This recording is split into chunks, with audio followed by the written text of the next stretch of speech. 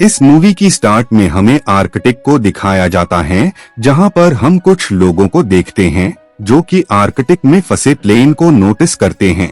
कुछ कोशिशों के बाद ये सब प्लेन के अंदर आ जाते हैं, तो वहां पर उन्हें बर्फ में जमी शील्ड दिखाई देती है, जो कि किसी और की नहीं बल्कि कैप्टन अमेरिका की होती है। सीन पास्ट में शिफ्ट हो जाता है। वहां पर काफी सारे लोग किसी चीज की सर्च में आए होते हैं और वहीं पर वो शख्स भी आ जाता है जो कि उन्हें लीड कर रहा होता है, जिसका नाम जॉन स्मिथ होता है। जॉन स्मिथ वहां पर मौजूद शख्स से सवालात करता है कि वो कीमती और खास चीज तुमने कहां पर छिपा कर रखी है, जिस बात पर वो शख्स उसे बताता है कि वो चीज काफी पावरफुल है, उसकी पावर्स का कोई भी इंसान यूज नहीं कर सकता है, उसकी शक्तियों को सिर्फ बेहद ही ताकतवर लोग यूज कर सकते हैं। लेकिन जॉन स्मिथ उसकी कोई भी बात नहीं सुनता है और वो वहाँ पर कुछ देर रिसर्च के करने के बाद उसे एक स्विच मिलता है, जिसे जब वो प्रेस करता है तो वहाँ पर एक डोर ओपन हो जाता है, जिसके अंदर जॉन स्मिथ को वो खास चीज मिल जाती है, यानी टेसरिक क्यूब। सीन 1 साल बाद का दिखाया जाता है, जहां पर हम कुछ लोगों को देखते हैं जो कि आर्मी में भर्ती होकर अपने देश के लिए लड़ना चाहते थे। उन्हीं लोगों में स्टीव रोजर्स नाम का शख्स होता है। वो भी बाकियों की तरह आर्मी में भर्ती होकर अपने देश के लिए लड़ना चाहता था। अब क्योंकि आर्मी को ऐसे लोगों की जरूरत होती है जो कि फिजिकली और मेंटली काफी स्ट्रॉन्ग हो, ताकि वो दुश्मन देश की आर्मी से अच्छी तरह मुकाबला कर पाएं। लेकिन वही स्टीव काफी ज्यादा वीक और बीमार शख्स होता है, जिस वजह से वो लोग उसे रिजेक्ट कर देते हैं, क्योंकि उन्हें ऐसे किसी भी शख्स की जरूरत नहीं थी जो कि स्ट्रॉन्ग न हो।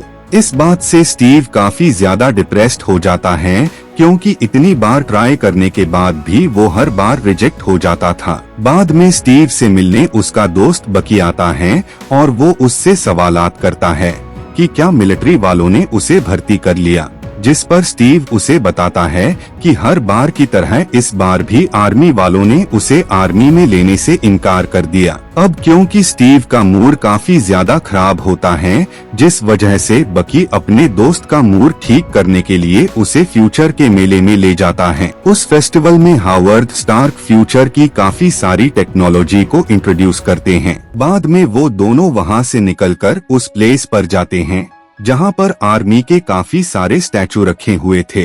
उन स्टैचू को देखकर स्टीव को काफी ज्यादा बुरा लगता है कि क्या वो अपनी वीकनेस और बीमारी के चलते कभी भी आर्मी में जा सकता है या नहीं। तभी बकी उससे कहता है कि आर्मी में जाने का तुम्हारा ये ख्वाब ही रह जाएगा, क्योंकि कोई भी तुम्हें तुम्हारी वीकनेस के चलते आर्मी में कभी भी नहीं लेगा। बकी की बात से स्टीव को काफी ज्यादा बुरा लगता है, जिस वजह से वो गुस्से में उससे कहता है कि जब तक वो आर्मी में भर्ती नहीं होगा तक वो ट्राई करता रहेगा, भले ही चाहे उसे कितनी बार ही रिजेक्शन को फेस करना पड़े। स्टीव की ये सारी बातें वहाँ पर मौजूद एक साइंटिस्ट भी सुन रहे होते हैं। साइंटिस्ट स्टीव की बातों से काफी ज्यादा इम्प्रेस हो जाते हैं।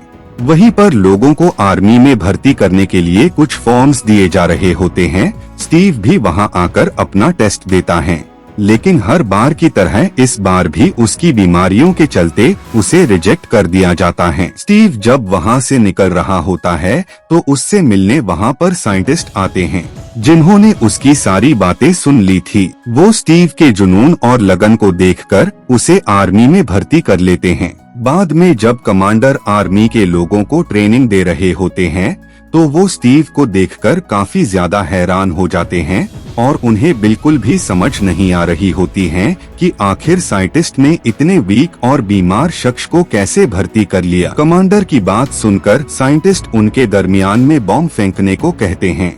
जब कमांडर ऐसा करते हैं तो जितने भी सोल्जर होते हैं वो अपनी जान बचाकर भाग जाते हैं, लेकिन स्टीव उस बॉम्ब को कवर कर लेता है, क्योंकि उसे खुद से ज्यादा अपने साथियों और देश की चिंता थी।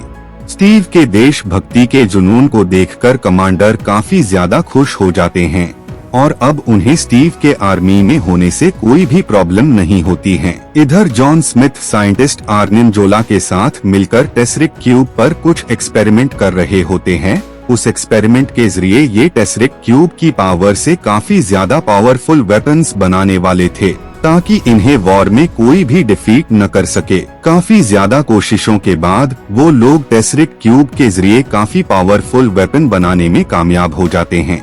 इधर पेगी कार्टर स्टीव को लेकर उस प्लेस पर आ जाती हैं, जहां पर वो साइंटिस्ट और काफी सारे लोग मिलकर उस पर एक्सपेरिमेंट करने वाले थे।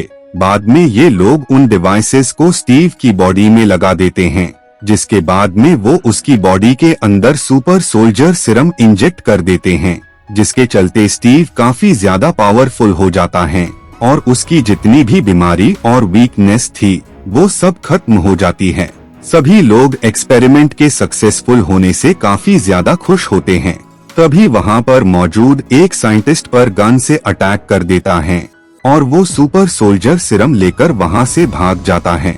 उस अटैक की वजह से उनकी डेथ हो जाती है। इस बात से स्टीव को काफी ज्यादा गुस्सा आता है और वो उस शख्स को पकड़ने के लिए निकल जाता है। उस सिरम की वजह से स्टीव में काफी ज्यादा पावर आ जाती है और वो एक आम इंसान के कंपैरिजन में काफी ज्यादा ताकतवर हो गया था। काफी वक्त के बाद स्टीव उस शख्स को पकड़ लेता है, लेकिन इससे पहले कि वो उससे कुछ पूछ पाता, उससे पहले ही वो शख्स सुसाइड कर लेता है और इसके साथ ही वो आखिरी सिरम भी गिरकर बर्बाद हो जाता है। उस साइंटिस्ट के मर जाने से सभी लोग काफी सैड होते हैं और अब तो वो और भी सुपर सोल्जर नहीं बना सकते थे, क्योंकि आखिरी सिरम भी गिरकर बर्बाद हो गया था, जिस वजह से वो स्टीव को साइंटिस्ट के पास ही एक्सपेरिमेंट के लिए छोड़ जाते हैं और इसके साथ ही उसे एक ऐसा काम मिलता है जिसके चलते वो कैप्टन अमेरिका बनकर लोगों के अंदर जुनून भर सकता था।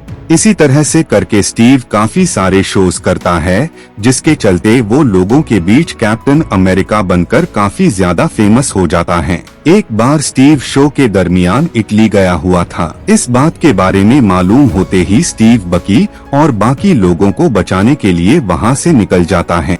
बाद में वो जॉन स्मिथ यानी रेड स्कल के अड्डे पर आ जाता है और वो सबसे पहले बकी को छुड़वाता है, जिसके बाद वो बाकी सोल्जर को रिहा करवाता है जो कि बकी के साथ उस मिशन पर गए हुए थे।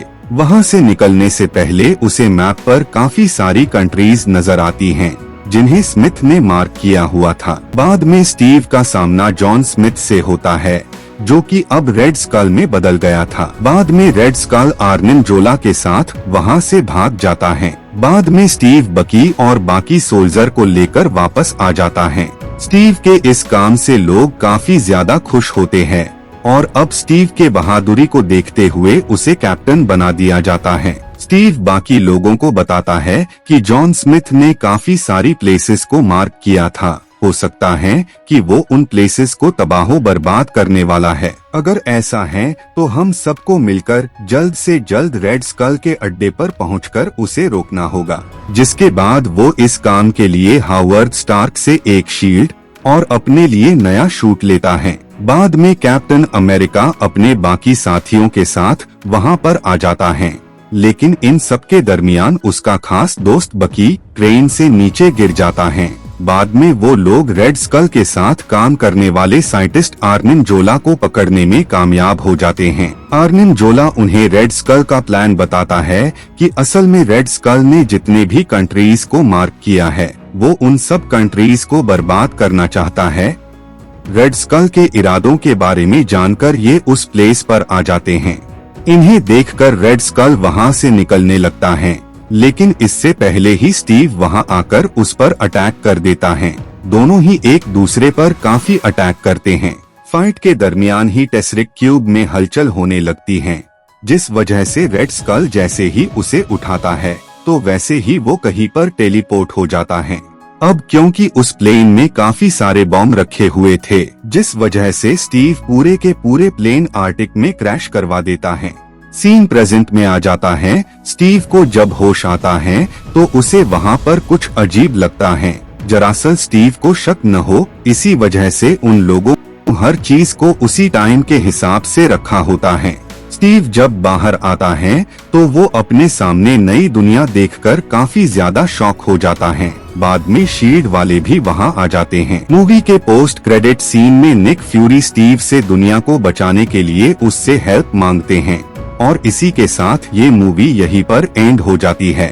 Thank you so much for watching.